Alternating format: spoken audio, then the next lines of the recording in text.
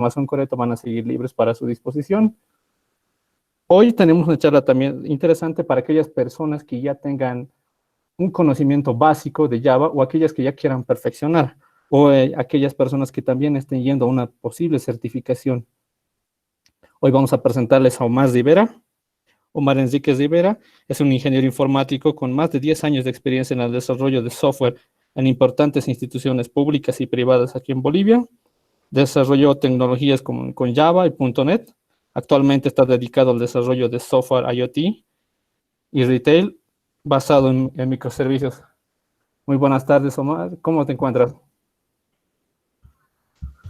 ¿Qué tal? ¿Qué tal, Vladimir, Julio? A todos los que componen el Jack Bolivia. Gracias por la introducción. Saludos a todos. Y sí, como comentabas, pues hoy en esta charla vamos a tratar de explicar todo lo que es componen el Jack Bolivia. Gracias por la introducción. Saludos a todos. Y sí, como Estamos teniendo comentabas, latencia, pues, Omar, o hoy en alguien que esta está charla vamos transmitiendo, por favor. tratar de explicar todo lo que se compone en el Java.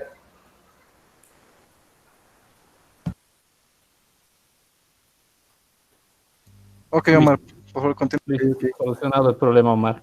Antes de que empieces, Omar, quisiera hacer un recuerdo a la audiencia que nos está escuchando en este momento, que pueden hacer sus preguntas vía Slido. El número del código es el 29229. Está compartido también en la página de Facebook de Java Bolivian Java User Group.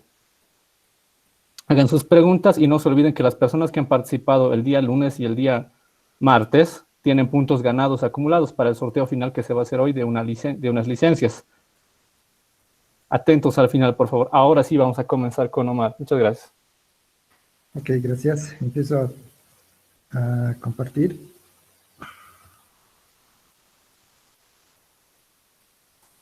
¿Se puede ver ya mi pantalla? Sí, ya podemos verla. Ok. Bueno, como comentábamos, pues la idea de este curso es, como el nombre lo indica en la presentación, pues adquirir una base sólida en lo que es Java. Hemos orientado esta charla a gente que quiere certificarse o que quiere tener conocimientos sólidos de Java, ¿no? En este aspecto. Pues esta presentación está basada en los libros para certificación, OCA y OCP, Katy Sierra y Bert Bates, de la McGraw-Hill, ¿no? Entonces, todo lo que vamos a ver lo pueden encontrar en estos libros. Bueno, comencemos. Idealmente esta es la agenda, ¿no?, que vamos a tratar de cubrir, ya sea en esta sesión o en una posterior, una gran parte de esto. Ya anteriormente habíamos dado una charla similar, donde hemos tocado muchos de estos temas. Para los que han estado presentes, pues va a ser reiterativa esta parte, y para los que no, pues para que conozcan de estos temas, ¿no? Vamos a empezar viendo lo que son las características y beneficios de Java, los identificadores y keywords, cómo compilar una clase Java, los imports, declarar clases e interfaces, declarar clases miembros, constructores y arrays, static class members y uso de enums. Idealmente, como les decía, vamos a tratar de cubrir gran parte de esta agenda, y el tiempo nos los permite, ¿no? Bueno, comencemos. Un poco vamos a refrescar lo que es Java, ¿no? En Java esencialmente tenemos clases, objetos, el estado y el comportamiento, ¿no? Una clase es un template que describe la clase de estado y el comportamiento de los objetos que se soporta. Un objeto, como ya saben, es una instancia de una clase, ¿no? El estado es muy importante y nos vamos a referir como estado a las a las instancias de variables. Y el comportamiento que lo definen los métodos, ¿no?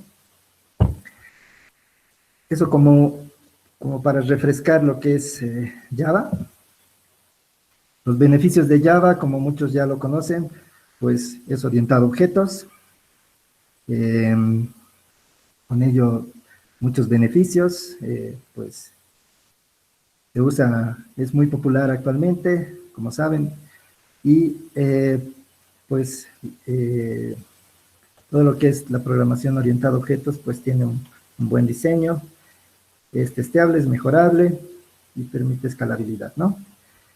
Java también nos permite la encapsulación, que básicamente nos permite ocultar la información de los componentes, ¿no?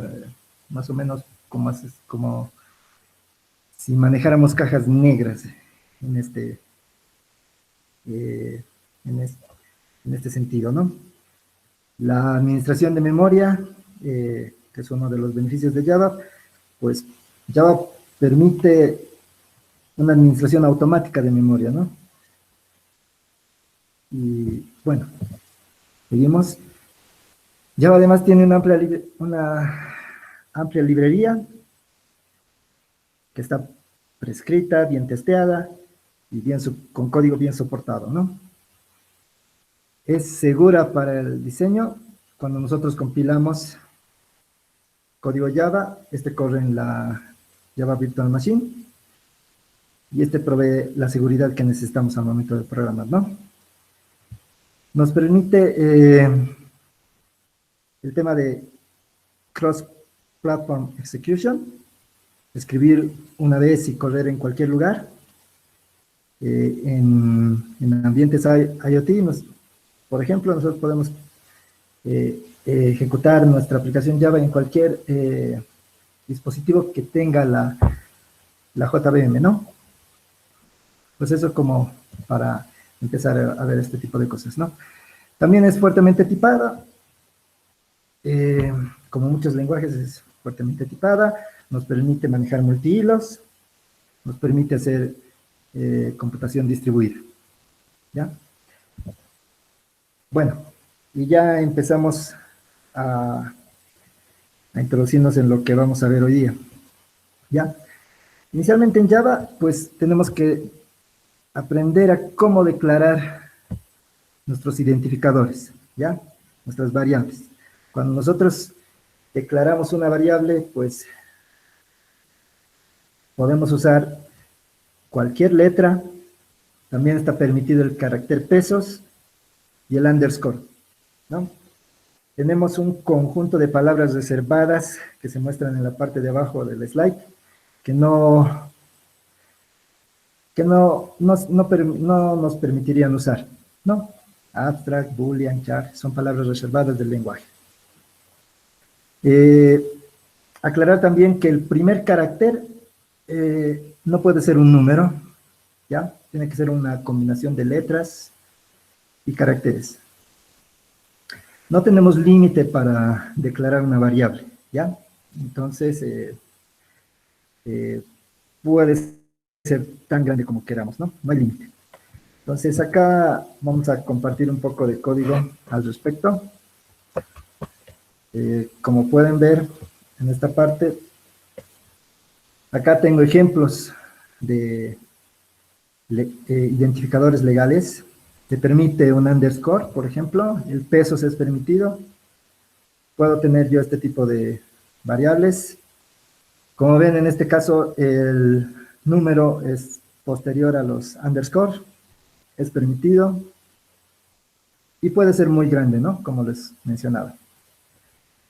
No está permitido, por ejemplo, este tipo de caracteres, un hashtag. No está permitido. Tampoco en la segunda línea tampoco se permite números al principio, tampoco se permite un carácter punto, un guión, y en el último caracteres especiales, ¿no? Entonces, vamos a probar compilar esto.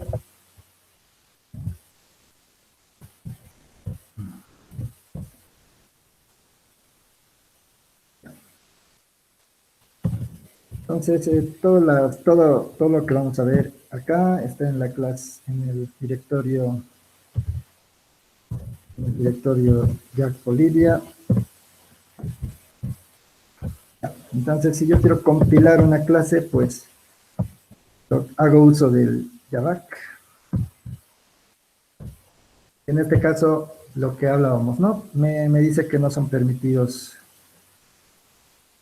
Hay caracteres ilegales, ¿no? Como el hashtag, como los números al principio. Entonces esto lo vamos a corregir, todo esto. Vamos a quitar todos esos caracteres que decíamos que no son permitidos y pues ya. Compila perfecto, ¿no?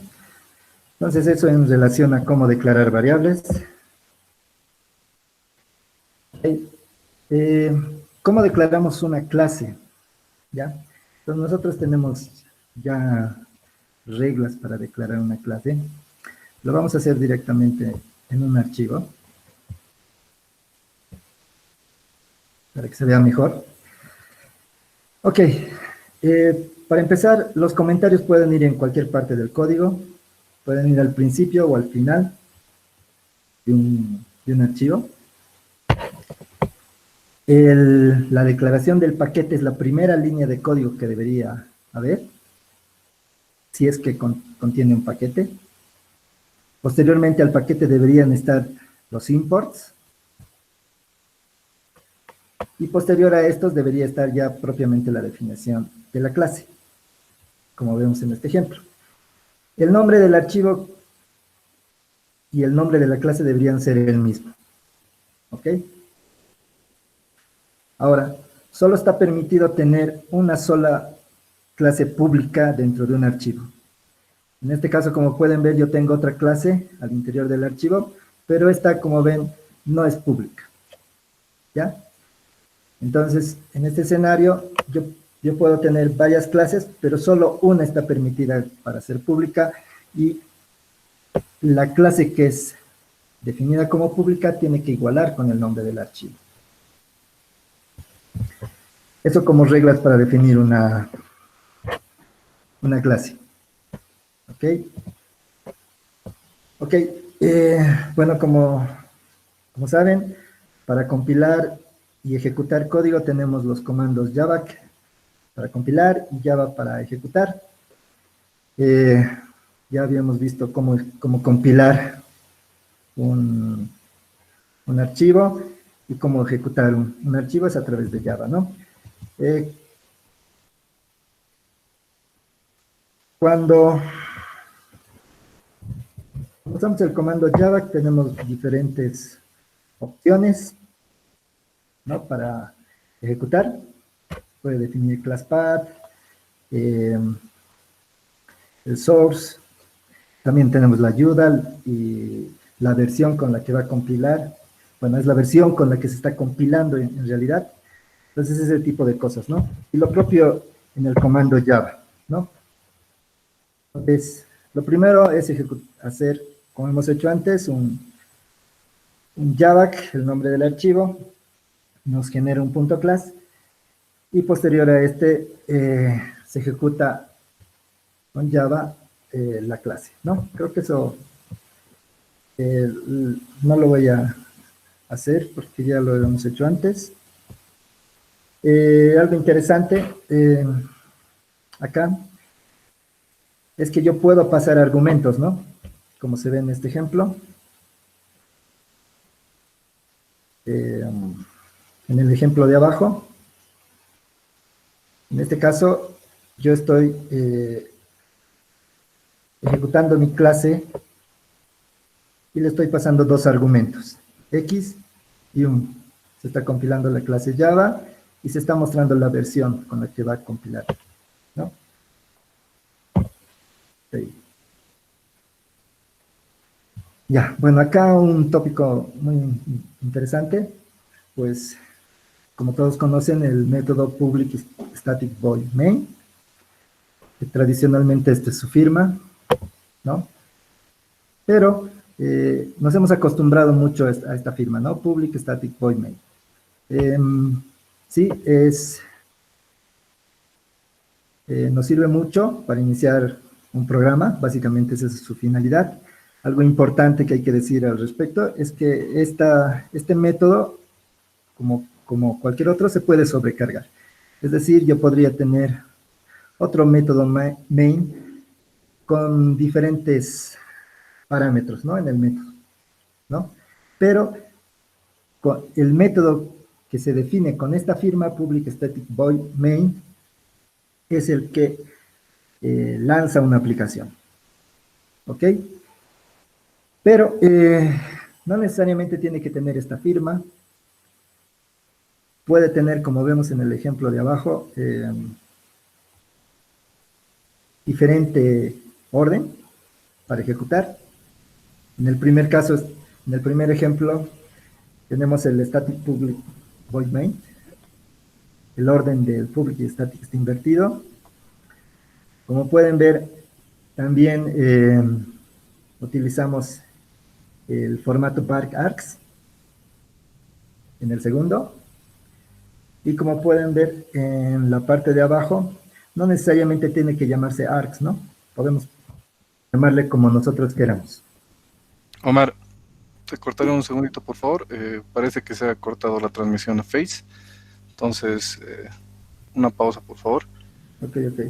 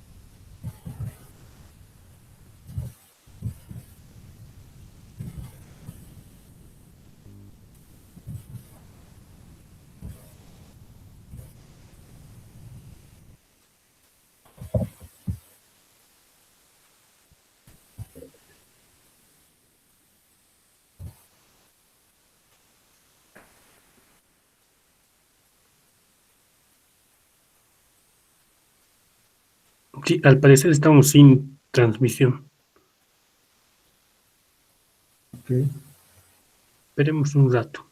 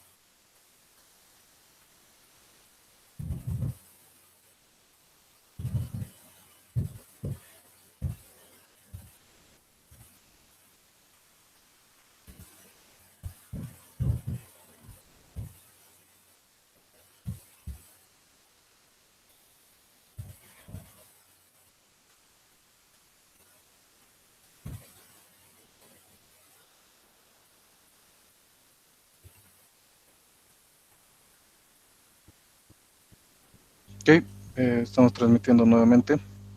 Puedes continuar, Omar, por favor. Creo que se cortó desde la parte de definición. De definición De los métodos, casi, ¿no? esta parte, ¿está bien? Sí, exacto. Ok, ya. Bueno, volviendo a este tema, comentaba, ¿no? Que pues nosotros podemos definir tradicionalmente el método main como public static void main, string args, un array de argumentos, en el cual nos sirve para iniciar la ejecución de un programa. Este método main, si bien es muy importante, pues nosotros podríamos tener otro método main con diferentes argumentos sobrecargado, pero no va a tener el mismo papel del main como tradicionalmente se lo define, ¿no? Como vemos en este ejemplo. Además, nosotros podríamos tenerlo definido de diferente forma, pero con la misma funcionalidad que el que habitualmente conocemos, ¿no? Este tipo de declaraciones, como las que vemos abajo en el slide, static public void main, es válido también, ¿no? Solo se ha invertido el orden. En el segundo ejemplo que está abajo, vemos otra forma de declarar, que es var_args, el formato var_arg, con los 3 puntos después del string, que también es válido y va a tener la misma funcionalidad. También tenemos lo que es en la última línea, un ejemplo de que ese nombre args puede ser perfectamente cualquier otro, es válido. Y bueno, esos detalles que hay que saber en torno al método main. Bueno, en el tema de imports,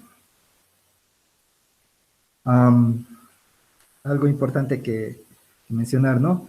Ustedes ya deben conocer la clase ArrayList. Yo tranquilamente podría tener mi clase ArrayList, ¿no? Como está acá en el slide. Pero, ¿cómo identifico mi ArrayList? El que ya tradicionalmente se conoce, ¿no? En Java, está definido en el Java Utils ArrayList. Pues de ahí que es importante ver el Fully Qualified Name, ¿no? Entonces, en este caso, Java Utils ArrayList hace único a esta clase. Y si yo quiero incluir esta clase a mi código, pues simplemente tengo que hacer un import, ¿no? En este caso estoy incluyendo la clase ArrayList, y en la última línea puedo incluir todas las clases que están definidas en ese util, ¿no? Entonces, con eso evitamos que alguien que define también su clase ArrayList, como está en este ejemplo, pues tengamos conflictos con la clase ArrayList de Java, ¿no? Entonces, los imports en este sentido son importantes. Cuando nosotros hacemos un static import, básicamente lo definimos de la siguiente forma. Import static, el fully qualified name, el paquete, y dentro de este van a estar todos los statics que están definidos dentro de esa clase van a ser importadas, ¿no? Entonces, el wildcard va a importar todos los statics members en la clase.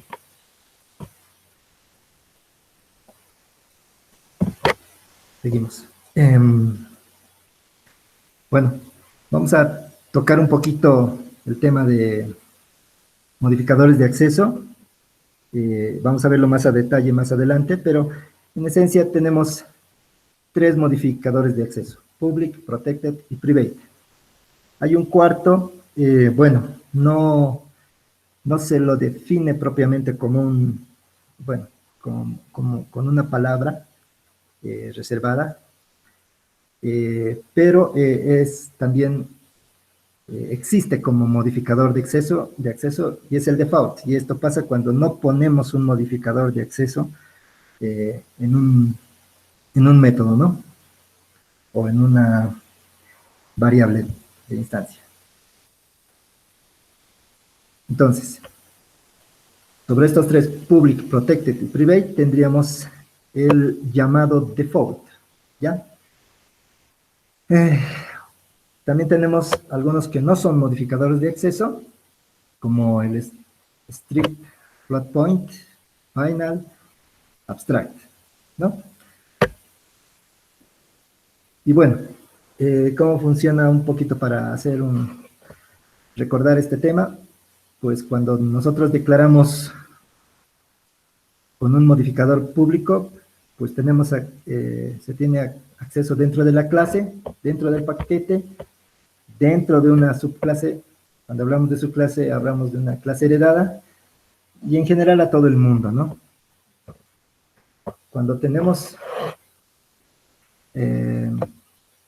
un método definido como protected, por ejemplo, el método protected es accesible dentro de la clase, al paquete y a una subclase.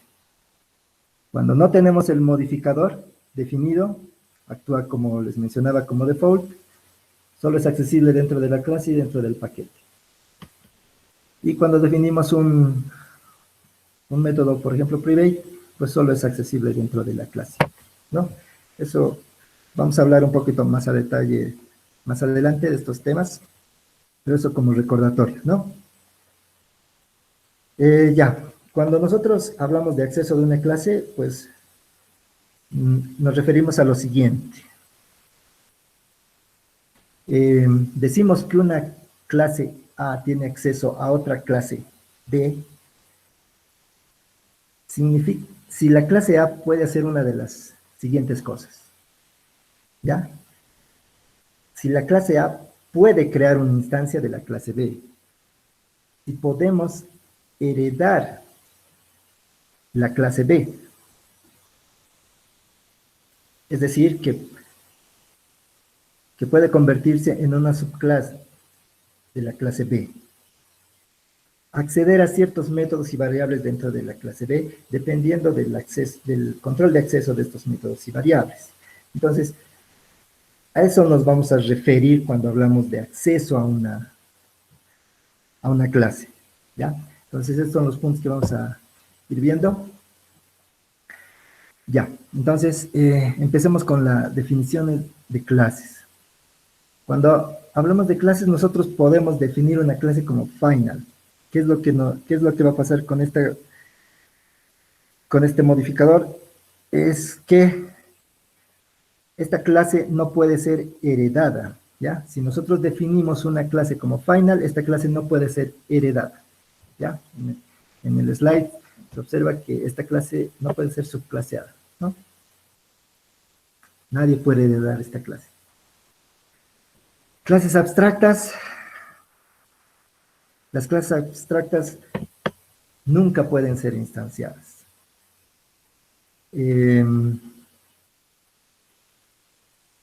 Están diseñadas básicamente para hacer herencia, ¿ya?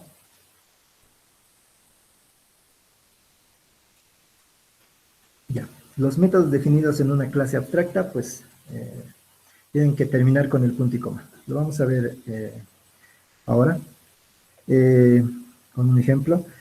Si si hay un método en la clase, pues este método tiene que ser abstracto, ¿ya?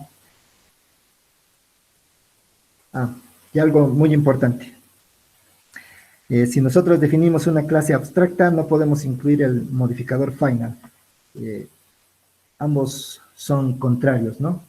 Pues como hemos dicho antes, el modificador final, pues no permite heredar.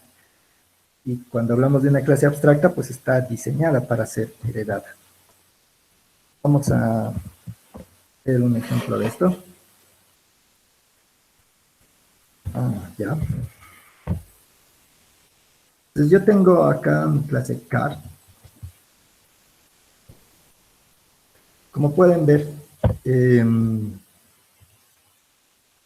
mi clase car, pues en este ejemplo no está definida como abstracta.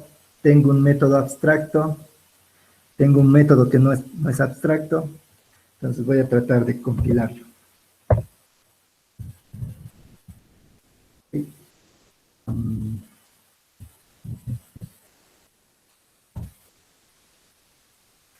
Entonces, si pueden ver acá,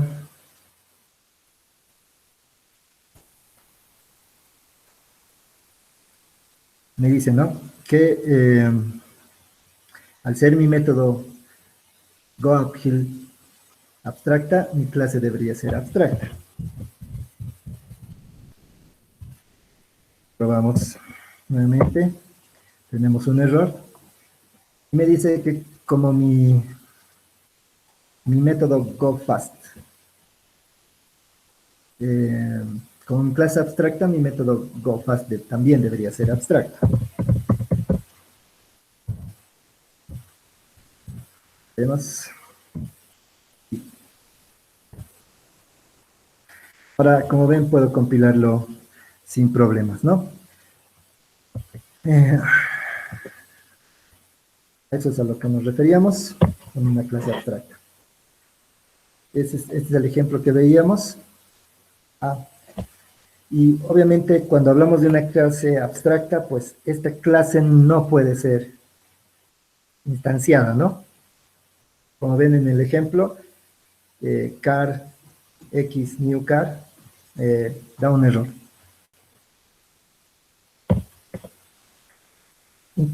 Pasamos al tema de interfaces. ¿Ya? Cuando definimos una interfase, pues lo que estamos definiendo es un contrato para que la clase que extienda esta interfaz pueda implementar los métodos que se definen en la interfase, ¿no? Hay algo que hay que aclarar. Desde Java 8, nosotros podemos tener métodos que están definidos como default y static, ¿ya? Cuando hablamos de este default, no nos referimos al acceso default, propiamente, que habíamos visto antes, sino a una característica especial en los métodos en las interfaces, ¿ya? Lo vamos a tocar un poco más adelante. Si pueden ver la imagen acá, pues tenemos la interfaz bounceable, que define dos métodos, ¿no? Bounce y setBounceFactor. ¿Cómo lo ve el compilador a esto? A esta interfaz bounceable, pues lo ve como public abstract void bounce, ¿no? Ahí ya estamos empezando a ver métodos abstractos. ¿Cómo el compilador lo ve? ¿Ya? Entonces, cuando nosotros implementamos bounceable, pues deberíamos implementar los métodos bounce y setBounceFactor, darles su comportamiento, ¿no? Nosotros definimos el comportamiento en esta clase type, ¿ya? Entonces, hacer notar nuevamente que cuando nosotros definimos una interfaz, implícitamente está definido como public, abstract, cualquier método que definamos, ¿no? Esto es implícito. Ok. Acá un resumen de lo que habíamos hablado. Las interfaces son implícitamente public y abstract.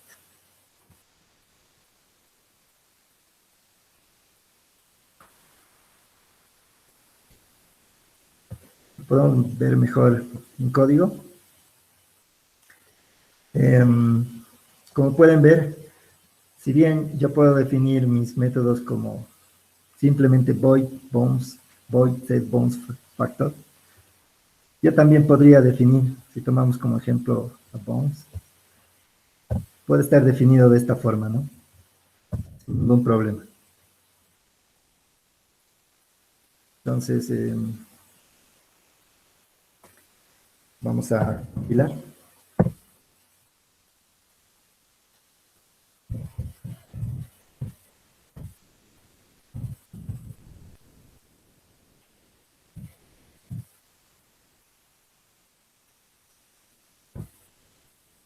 Como ven, no me genera ningún error. Es válido esta definición. También esta otra, public abstract.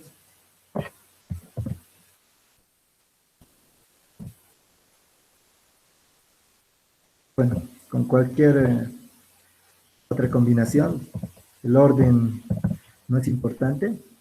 Puedo tener simplemente abstract, puedo tener en el orden invertido, abstract pub, ¿no? Entonces, habitualmente lo vamos a definir así, pero podemos tomar esas opciones que veíamos ahí. Bueno, cabe hacer notar que cuando hablamos de interfaces, si nosotros definimos variables dentro de nuestras interfaces, estas son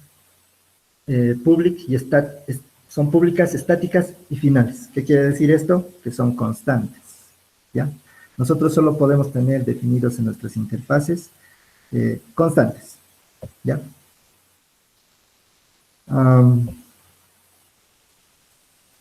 Cosas también para mencionar que los métodos en las interfaces no pueden ser marcados como final, strict float point o native, ¿no? Una interfase puede extender una o más otras interfaces. Es decir, que yo puedo tener una interfaz bounceable y puedo heredar de otra interfaz. Es permitido, herencia entre interfaces. Y aquí, lo que mencionamos, ¿no? No puede heredar nada de otra cosa que no sea una interfaz.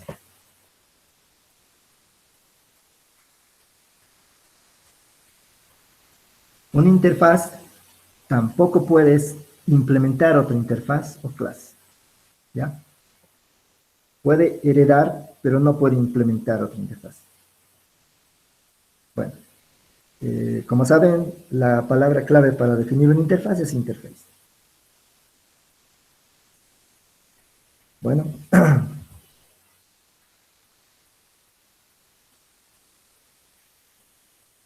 Cuando hablamos de interfaz propiamente, esto es una declaración legal. Yo también puedo ponerle public abstract interface rollable, por ejemplo. Es válido, es legal, ¿no? No se ve comúnmente, pero es legal. Incluir el modificador abstract en una interfaz. Yo puedo incluir el modificador public, si quiero que sea público, acceso al mundo. Y si no lo incluyo, pues tiene por defecto el modificador de acceso default, ¿no? Que es solo accesible al paquete. Ok, esto es lo que ya hemos visto, ¿no? Que yo puedo definir con public abstract y todas estas son válidas como veíamos en el código, ¿no? Puedo incluir los modificadores. Son idénticos y válidos.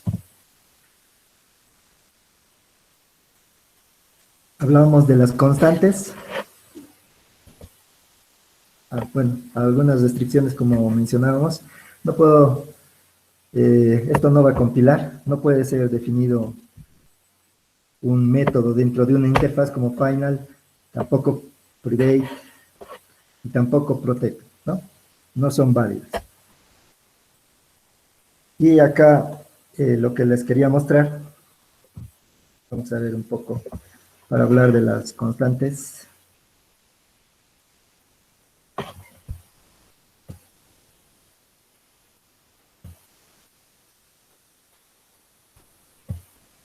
Si pueden ver este código, pues nosotros tenemos la interfase O, donde estamos declarando una constante. No se olviden que implícitamente esta constante es es pública, static y final, pese a que no se lo muestra acá, pero es implícitamente definida así. Entonces, yo al implementar esta interfase, estoy tratando de cambiar el valor a esta variable, var 17, bueno, la que hemos definido en la interfase, y esto no debería compilar, ¿no? Podemos ver en el compilador.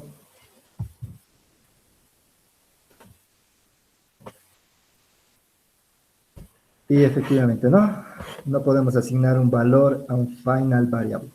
Pese a que no hemos indicado en ningún momento que es final, pues nos sale la advertencia, ¿no? Que no podemos hacer este tipo de operaciones porque estas son estáticas. Bueno, es lo que mencionábamos. Vamos ahora a tocar un poco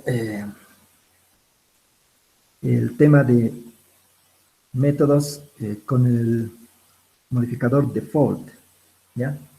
Esto es algo nuevo en Java 8, desde Java 8.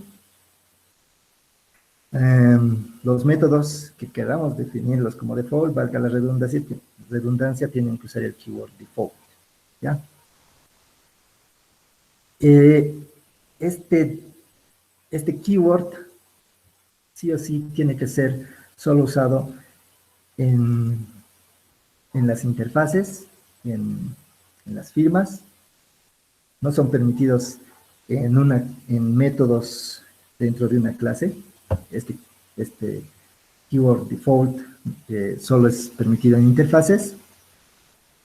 Los default métodos son públicos por definición.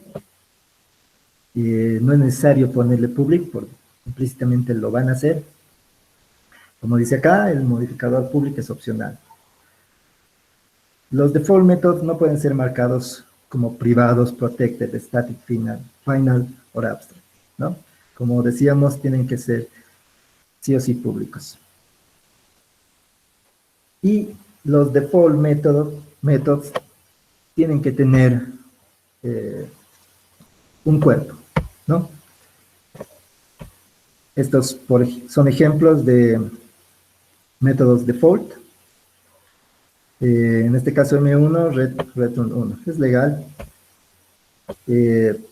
Public default, como ven acá en la tercera línea de código, ya se incluye el keyword default, digo public, que es opcional.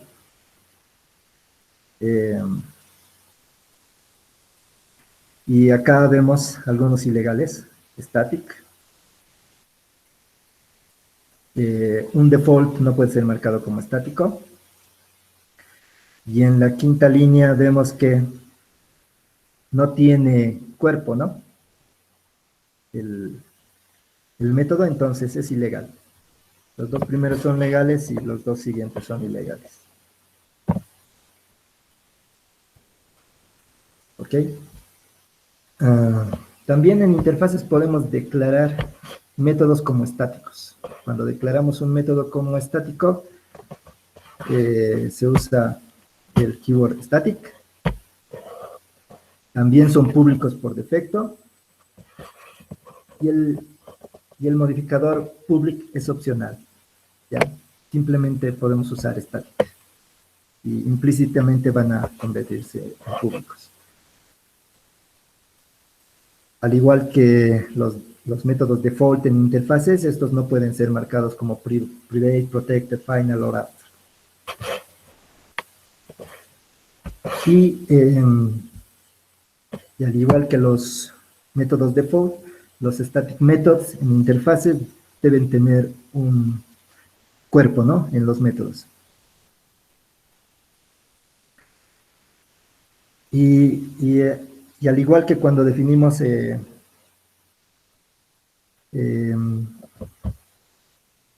métodos estáticos, pues para accederlos tenemos que accederlos mediante la clase, ¿no? Por decirles mi clase punto mi método, ¿no? No necesitan una instanciación. ¿no? En este caso se va a usar el nombre de la interfase. Acá tenemos algunos ejemplos. Como vemos, en este caso estamos definiendo un static method, M1, es legal en una interfaz. También tenemos un public static void M2, se ha agregado el public, es legal, opcional, pero si le agregamos es legal. Y en las siguientes 3 líneas vemos que está usando modificadores no permitidos, ¿no? Final, abstract y static, ¿no? Entonces, como pueden ver en la clase TestIf, que implementa la interfaz static y face,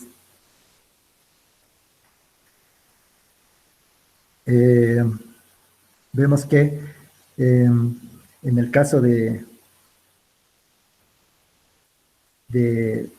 método estático M1, para acceder a este, tenemos que usar la interfase punto el método, ¿no?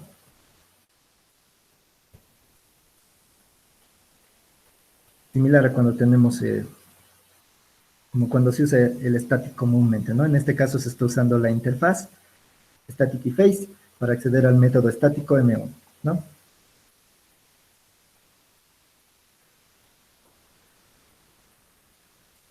Okay.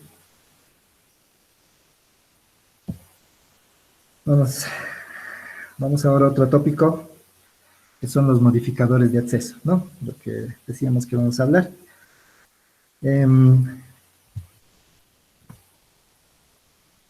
Ok, ustedes conocen los modificadores de acceso public, protected, private. Bueno, el default, cuando no usamos un modificador de acceso. ¿Qué es lo que sucede? Pues, en este caso, en este ejemplo tenemos la clase SportsCar, que define 2 métodos, CoFast y DoStuff, que es la superclass. Esta clase hereda de la clase convertible, hereda de SportsCar. Nosotros podemos tener un método SportsCar.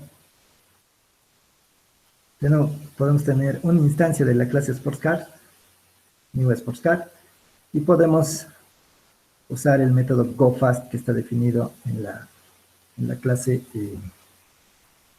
padre, ¿no?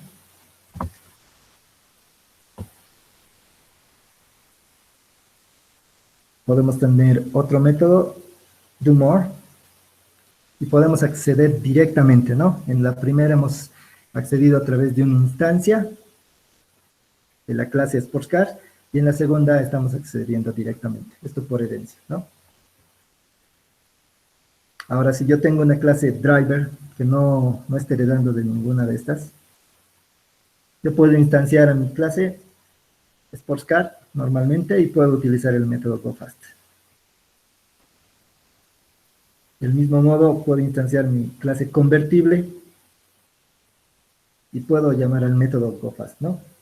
Entonces, estamos acá viendo el tema de acceso por instancia en una herencia y acceder por instancia, ¿no? Desde el método driver. Entonces, tenemos 3 caminos para acceder al método, ¿no? Invocando un método declarado en la misma clase, invocando un método usando una referencia de la clase. Y invocando a través de herencia, a través de un método heredado. Ok, hablábamos de lo que es, vamos a hablar de lo que son miembros públicos. Pues cuando hablamos de métodos públicos nos referimos a que todas las otras clases pueden acceder a los métodos dentro de la clase. No importa el paquete, ¿no? Obviamente asumiendo que la clase es visible, ¿no? En este ejemplo, como pueden ver, nosotros tenemos, si ven la parte de abajo, tenemos la clase SLOOP, que pertenece al paquete CERT, y tenemos el método TestIt, ¿no? Tenemos la clase Go, que está en el paquete Book, diferente paquete a la clase SLOOP, ¿no? Estamos importando la clase SLOOP, y como pueden ver, podemos, sin ningún problema, tener una instancia de la clase SLOOP e invocar al método TestIt, ¿no?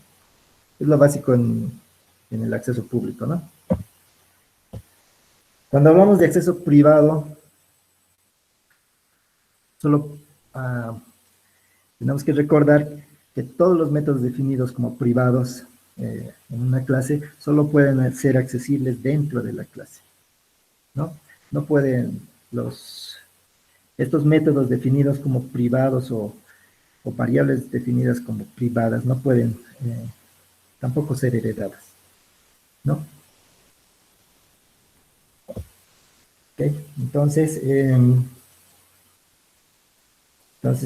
este caso, tenemos dos paquetes. En la primera clase tenemos al paquete CERT. Dentro de este está la clase Raw.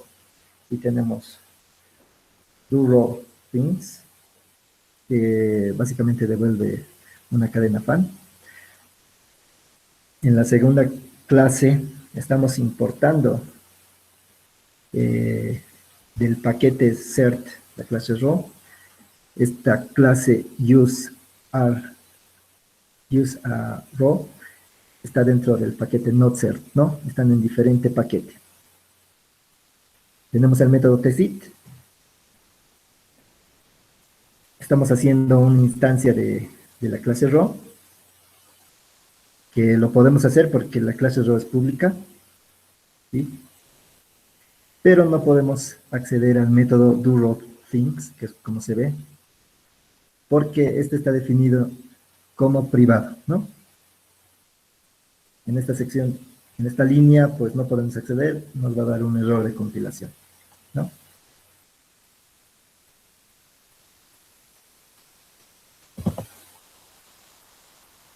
Entonces, gráficamente, si vemos el modificador private, podemos ver que si nosotros tenemos una herencia, con el mismo ejemplo que veíamos antes, pues en este caso, ahora los métodos goFast, doStop son private, no son accesibles por herencia, ¿no? Ni por referencia, ni por herencia. Tampoco son accesibles para otras clases que traten de instanciar esta clase, ¿no? Entonces, hemos visto las tres formas, de las cuales solo una es posible: invocar un método declarado en la misma clase. Como vemos en este ejemplo, doStop sí puede acceder al método goFast, porque está dentro de la misma clase. Vamos a ver el tema de Protected and Default Members. Ya, ok. Cuando hablamos del modificador Protected, nos referimos a que los métodos definidos en una clase, o los métodos definidos como Protected, son accesibles dentro del paquete y por herencia, ¿ya? Contrario a cuando no usamos un modificador, implícitamente el modificador default. Cuando nosotros definimos un método como default, pues este solo es accesible dentro del paquete. No puede ser accedido por herencia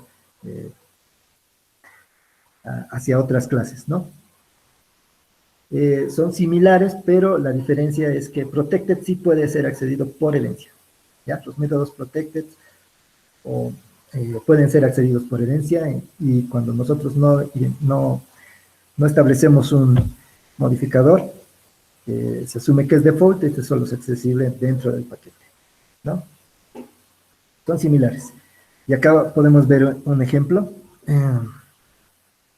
Como les decía, cuando no tiene un modificador, en este caso el método testit no tiene ningún modificador, entonces se asume que es eh, eh, un modificador default accesible solo en el paquete, ¿no? Entonces, este método testit solo es accesible dentro del paquete certificación. ¿Ya? Entonces, acá la siguiente clase está dentro del paquete Something Else. Estamos importando la clase que hemos definido más arriba. Perdón.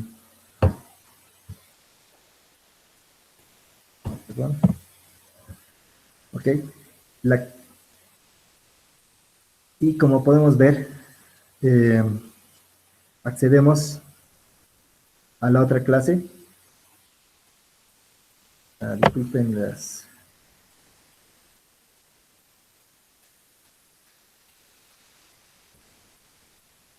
Volvemos.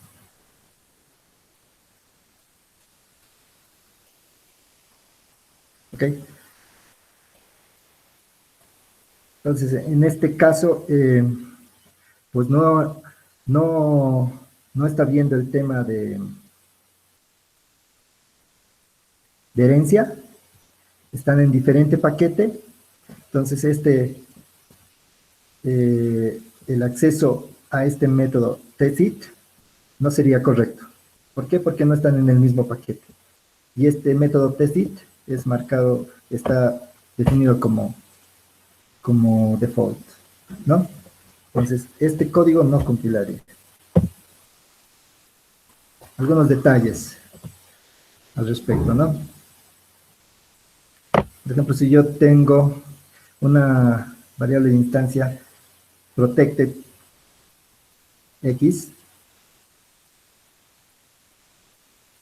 en este caso yo voy a hacer uso de la herencia. Tengo la clase parent, tengo la clase child, que hereda de parent.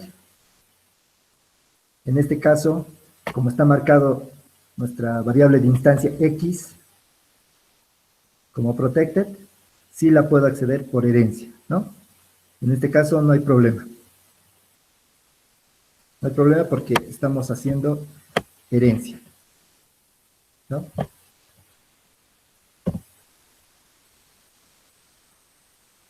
Algunos detalles del default. Lo que veíamos hace rato, ¿no? En este caso el paquete es certificación y en este caso el paquete es otro.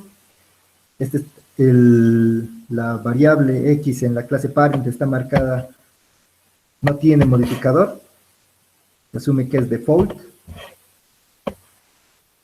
Entonces, en este caso no se está haciendo una herencia,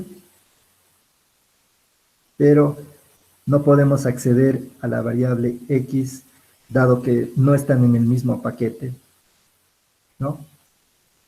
La clase parent está en certificación y la clase child está en otro paquete, ¿no? Esto nos va a dar un error de compilación.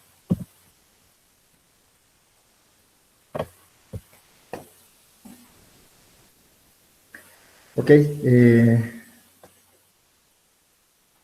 no sé cómo estamos de tiempo, creo que ya hemos llegado al tiempo, ¿me confirman, por favor? Sí, justamente ya estábamos por interrumpirte, Omar. Son las 19:32. Casi es una hora que hemos prometido también para la charla. Ha sido muy interesante. No sé si Julio está en línea.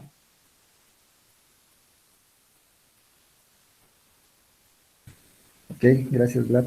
Sí, como les decía al inicio de la charla, pues hay varias cosas que están quedando pendientes. Lo vamos a llevar a otra sesión.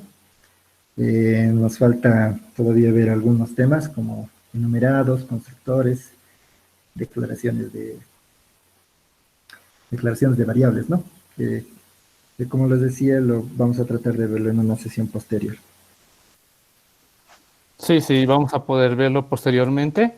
Y tenía una pregunta con respecto a tu presentación. Boris pregunta si recomiendas algún curso para obtener la certificación, algún curso de programación orientada a objetos, design patterns. Probablemente ya hayas visto tú algunos cursos en Udemy, perdón, Pluralsign u otros. Sí, de hecho hay variedad de cursos, pero lo que yo recomendaría para una certificación es referirse a los libros propiamente de certificación, como los que yo los he Esto tomado como referencia, que en están la acá. parte En la OCA parte Java F8 Programmer 1 Examen Guide, ¿no? Sí, sí, si es para certificación, recomiendo este tipo de libros porque te preparan precisamente para el examen,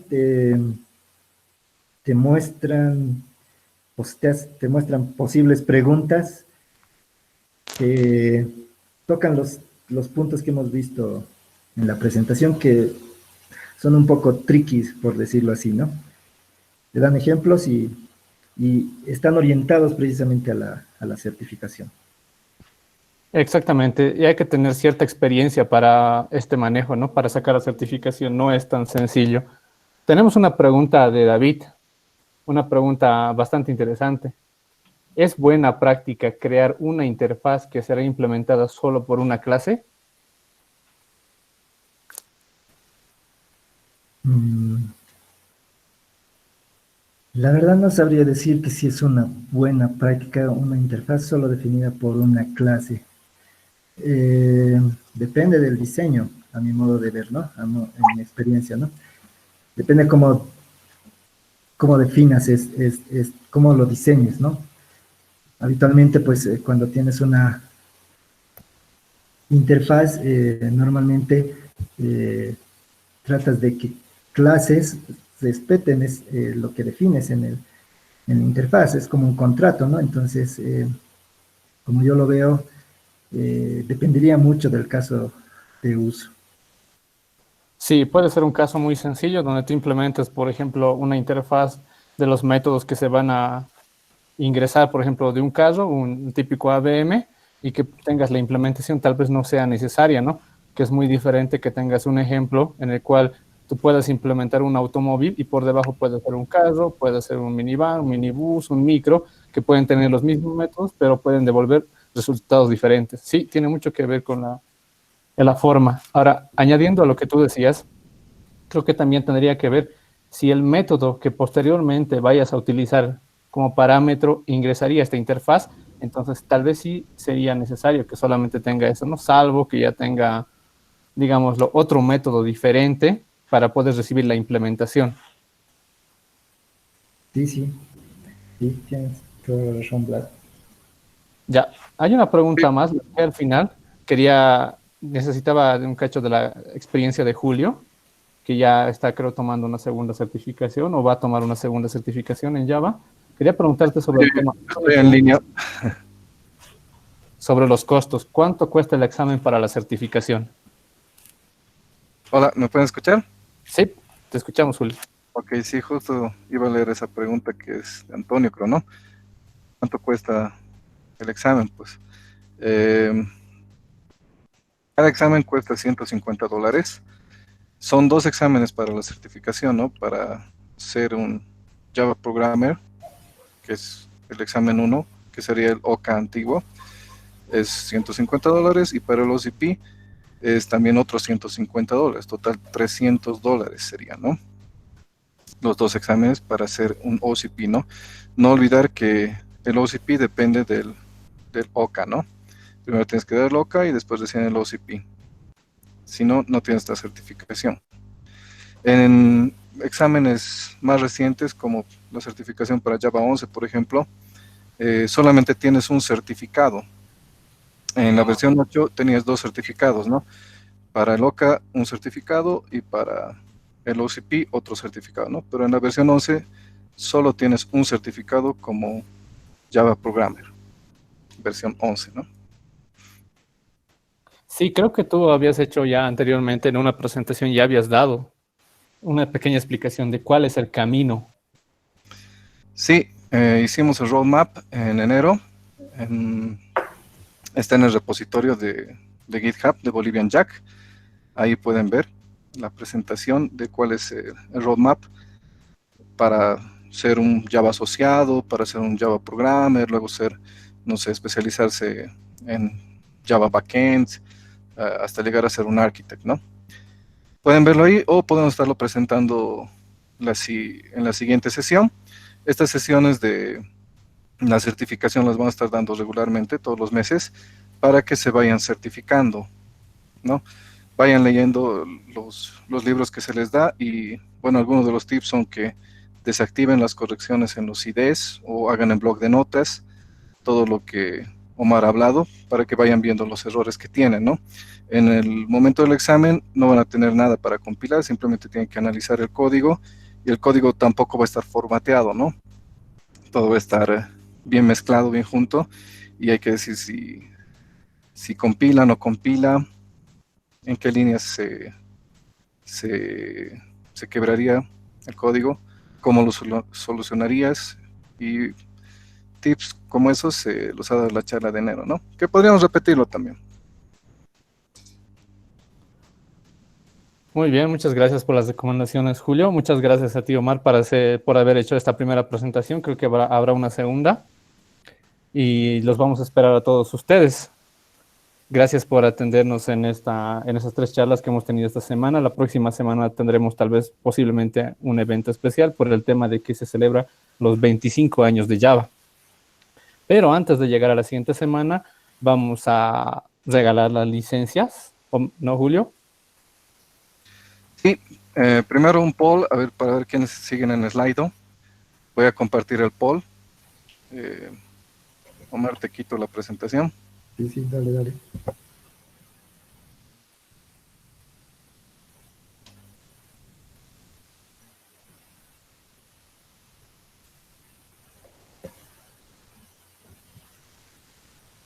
Ok, si no están todavía en Slido, pueden escanear por última vez el código y comienzo con el poll.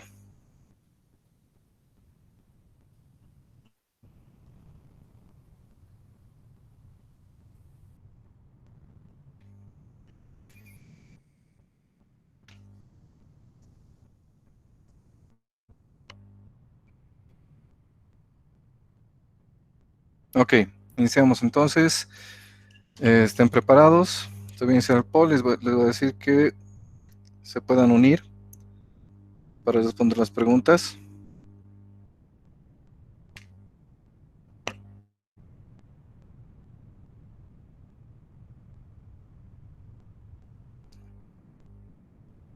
Ok. Pueden hacer en Join. Clic. Y ahí va. Funciona igual alguna de estas dos instrucciones. Las dos funcionan. Depende del sistema operativo.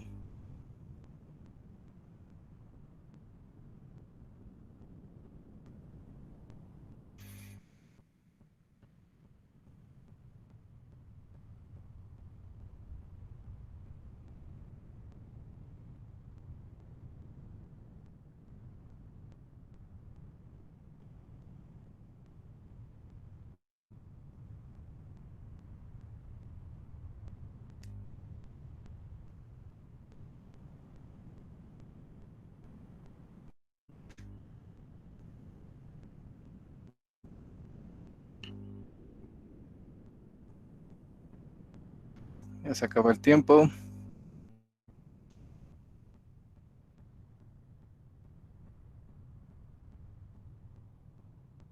Ok, votación cerrada. Veamos. La respuesta correcta es sí. Ambas instrucciones funcionan. Siguiente pregunta. ¿Se puede declarar una clase final y abstracta como final y abstract? Depende de la VM. Sí, no.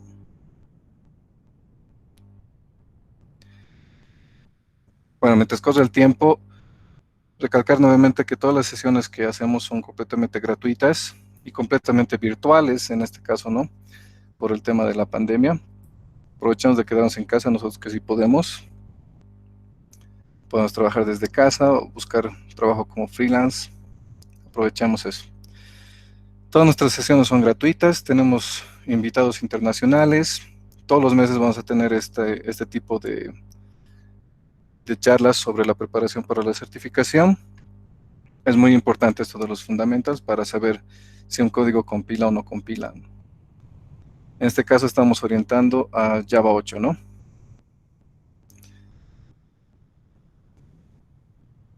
Ok, acabó el poll.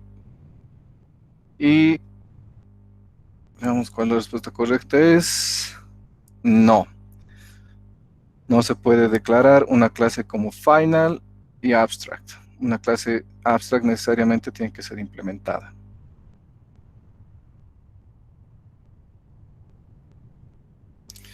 Los métodos en una interfase son implícitamente public y abstract. Si no, necesitan ser implementados.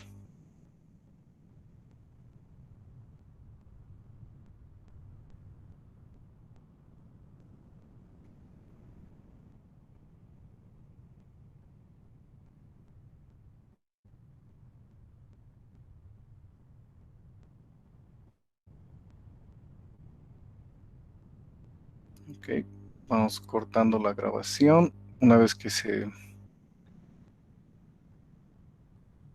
publiquen los resultados de este poll.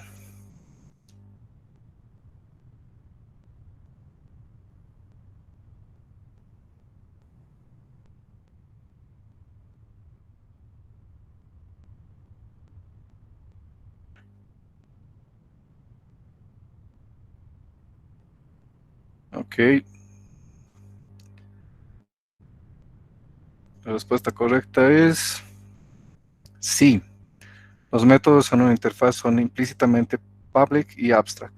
Aunque no se escriba public y abstract, por defecto cada método va a ser definido así, ¿no?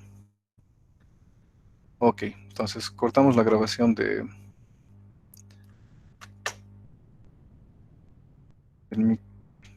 Meet para YouTube y vemos los resultados, ¿no?